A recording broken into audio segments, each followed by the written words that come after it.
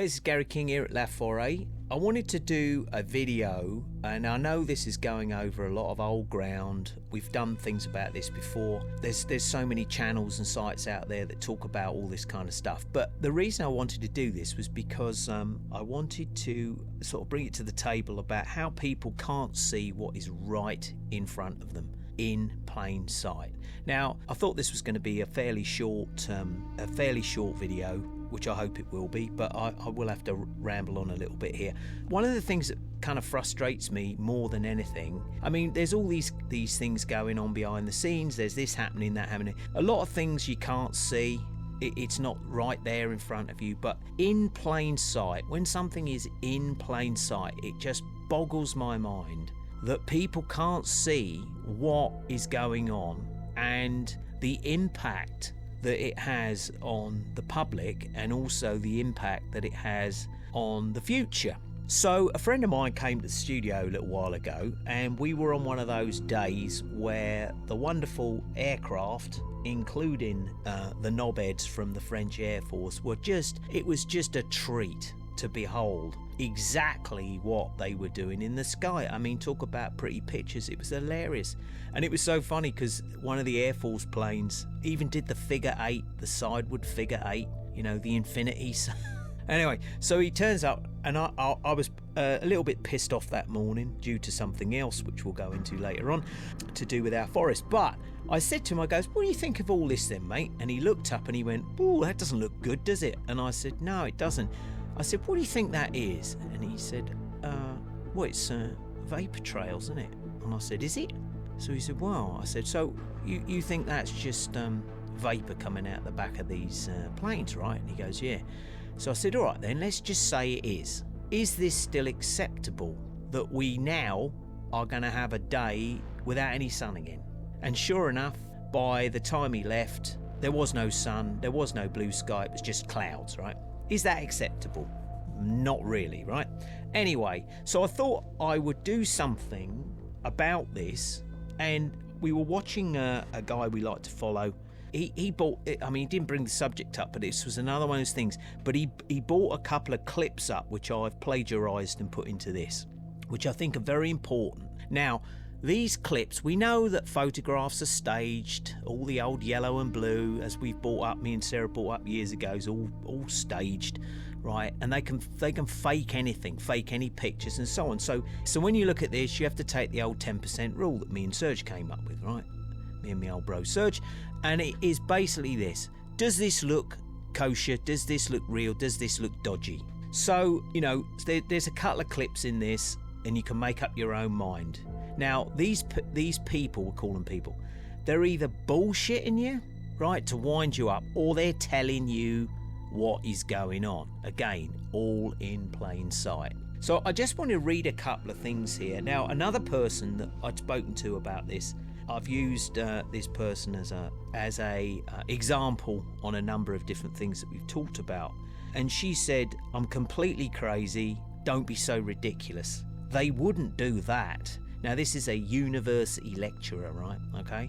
Probably one of the most indoctrinated people that you'll ever meet. Sorry, university lecturers. But anyway, so here's an example from Wikipedia. Now, yeah, we know Wikipedia's all out there to, again, divide and conquer, all that kind of crap, right? But anyway, this is what it says, right? It says, weather modification is an act of intentionally manipulating or altering the weather. The most common form of weather modification is cloud seeding, which increases rainfall and snowfall, usually for the purpose of increasing the local water supply. Weather modification can also have the goal of preventing damaging weather. Awesome, right? Such as hail or hurricanes from occurring, or of provoking damaging weather against an enemy.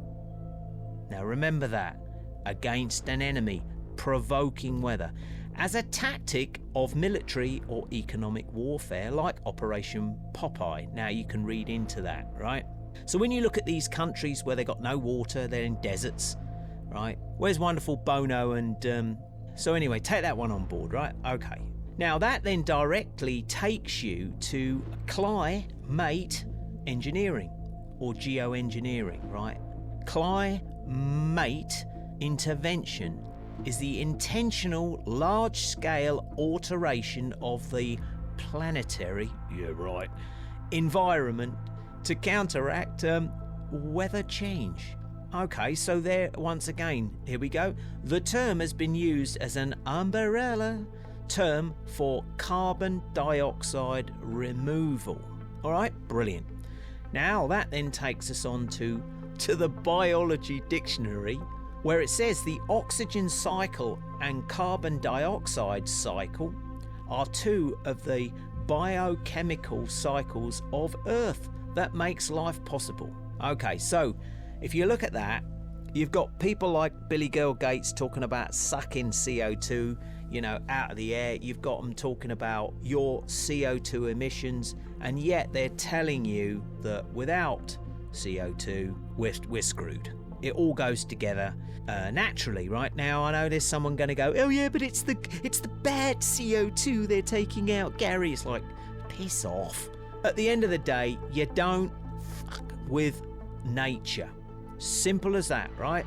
And we're already seeing what happens when you do that. So, you've had the California fires, Los Angeles, Hollywood, Myrtle Beach. Now there's fires in Scotland, one of the wettest places around, Wales. These incredible weather patterns, and everybody puts it down to, the good old climate change. But not realizing that perhaps there is a possibility, just a small possibility, that they have turned the weather on the public. Again, I'm not saying I know, I'm just seeing what is right in front of me. So just have a little listen to what these characters have got to say. A couple of them are really old. Now, again, as I've said, are these real? I don't know. I really don't. But you've got to take your 10% rule. If there's a 10% chance that these characters are telling you the truth and what is actually going on and what they have had planned, and I refer back to that point where it says such as hail or hurricanes. Now remember all the tornadoes from occurring, or of provoking damaging weather against an enemy. We are the enemy to them, right? So work it out for yourself. Yeah, enjoy. And there's a couple of my favourite comedy characters in this clip. We shall propose further cooperative efforts between all the nations in weather prediction and eventually in weather control. It lays the predicate foundation for the development of a weather satellite that will permit man to determine the world's cloud layer and ultimately to control the weather, and he who controls the weather will control the world. Another example is the array of technologies, often referred to collectively as geoengineering, that potentially could help reverse the warming effects of global climate change. Interesting. Cuckoo, cuckoo, cuckoo.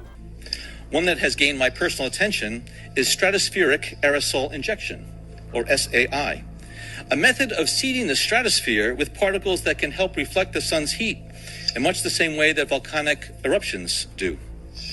An SAI program could limit global temperature increases, reducing some risks associated with higher temperatures and providing the world economy additional time to transition from fossil fuels.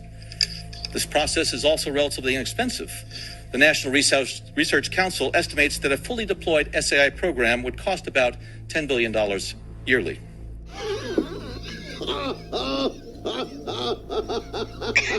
No more, please.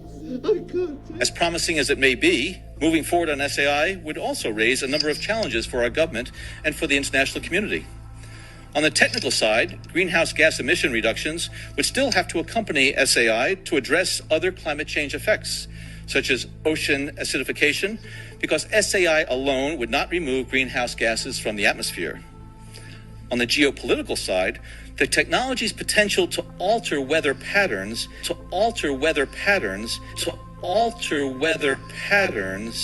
and benefit certain regions of the world at the expense of other regions could trigger sharp opposition by some nations.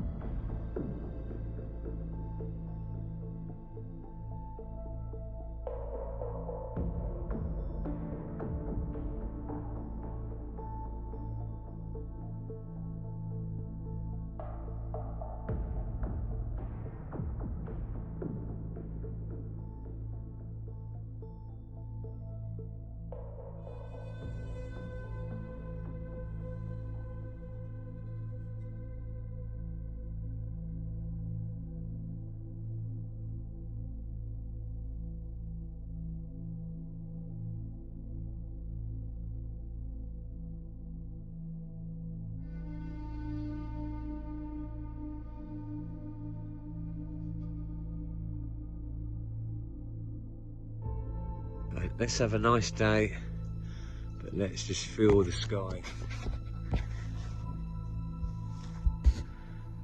with shit. I'm still astounded that there are those that defend this and say that, you know, this is ridiculous, because as we said 10 years ago when we first moved here, you were lucky if you saw, I don't know, 10 planes a day go over. Now it's like within 10 minutes we've seen 10 planes. Yesterday plenty of planes, nothing. Today this. And yeah, it's just one of them things, isn't it? All you can do is sort of acknowledge it, I guess, and say, yeah, well, we know what you're up to. I mean, there's so many things going on.